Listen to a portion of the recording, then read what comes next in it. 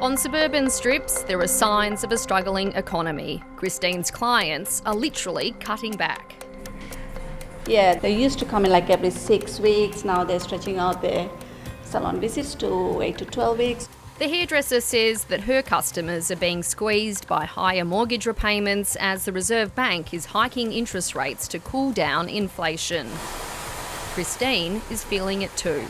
Yeah, interest rates gone up and everything. Yeah, we're just managing.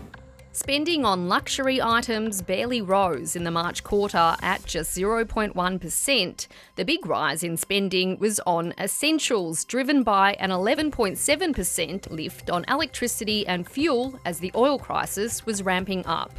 Overall, the economy grew at a sluggish pace of 0.3% and 2.5% for the year. It certainly does show there's been a step down in growth in the Australian economy compared to really the second half of 2025. The data shows that company profits are flat. And of the 19 sectors that the ABS is examining, 5 went backwards, including accommodation and food, with retail barely growing. You've got your home, you've got your business expenses, you just feel like you're, digging out of your savings. Mining took the biggest hit as cyclones were delaying exports, but one unexpected bright spot, the AI boom. It has landed in Australia with a massive uplift on spending on data centres, driving 16% growth on machinery.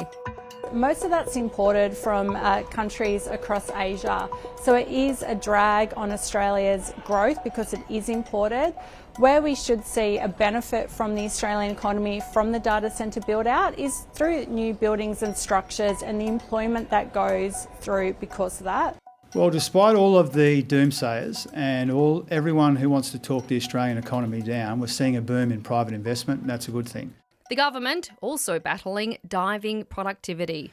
And obviously we're doing much more in the budget and elsewhere to try and turn that productivity performance around. Australians are going backwards. It's designed by the economic model of the Albanese government, and we need dramatic change if we're going to see an improvement in the living standards of Australians. The building sector is also warning of tougher times to come.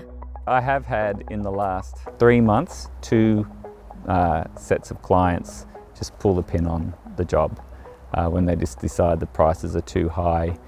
They just can't afford it anymore. They get rumblings in their stomach from interest rate hikes.